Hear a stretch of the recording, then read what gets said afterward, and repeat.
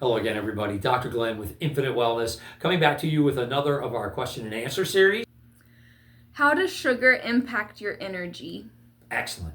Without getting too far into the biochemicals concepts, the physiological stuff that occurs in the body with sugar, when it comes to energy, what we really need to describe here is why it impacts it at all, for one, and two, why it's so quickly. It's a fast impact. So a lot of people throughout their day will get tired. We're busy doing things. We get a little lull in our energy. And instead of reaching for something healthy or something like fruit that may have a fruit sugar in it, we reach for something with table sugar or some type of sweetener in it that's either, I won't say artificial, but is man-made, so to speak. So high fructose corn syrup, whatever. And we reach for that candy bar or something along the lines to give us back our energy. The problem with that energy is that's very temporary energy. So what we're doing there really when we give ourselves that candy bar or something sweet like that, we're hitting ourselves very rapidly through our insulin pathway. Insulin is going to be secreted very strongly because the body gets a huge, what it thinks, huge hit of sugar, and it's got work to do. Problem is usually with something as small as a candy bar or something that's loaded with sugar, we generally only eat just a little bit. So the body throws a huge insulin surge to manage the huge amount of sugar it thinks is coming that it tasted on the tongue, and come to find out it's only a little bit of actual food or anything that we can use. So that energy is very short term, and the insulin spikes, goes way, way up, and then it slowly, progressively brings itself back down as we metabolize what's there. But with sugar, it's really rapid increase. It's too high, and then it drops really quick because the food ran out. So we're really spiking insulin, and the sugar cravings that we get are our body wanting that nice high, and unfortunately we're teasing it. We're not giving it a long-term something that's going to give us long-term prolonged energy. So that's how sugar affects kind of our energy pathways. And what we don't want to encourage are those insulin spikes. If we continually do that rapidly, a couple times a day, days on end, weeks on end, the body becomes accustomed to that. It'll modify its desires based on what we did. So it forms a habit.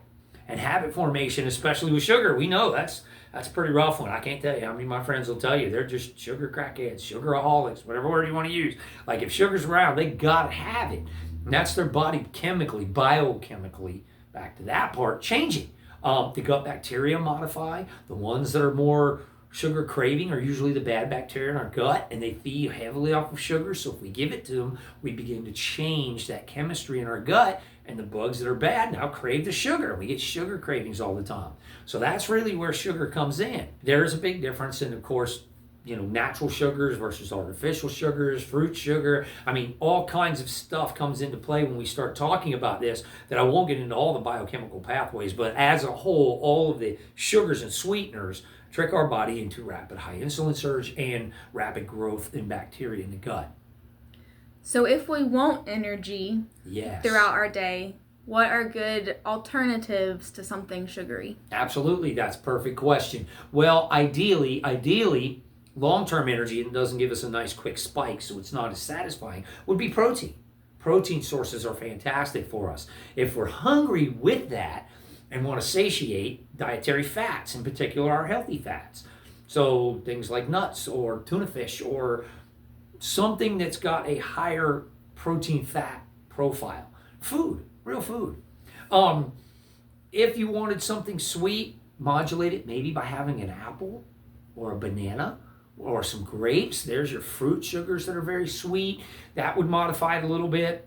You can eat more of that, so there's more concentration. I'm not going to eat 3 or 4 grapes, but I would eat a little Snicker bar or something.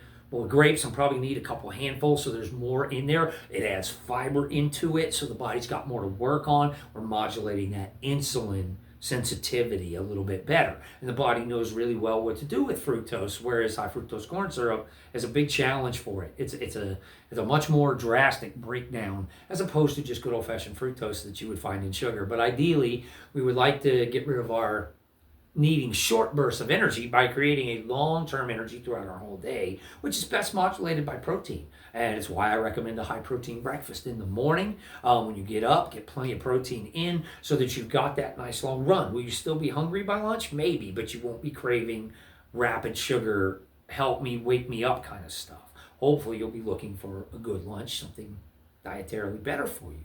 And so you can eat like a small meal for lunch and then again for dinner. People ask, what are sugar cravings? If we add that to the equation, it's the gut bacteria you have wanting what they thrive on.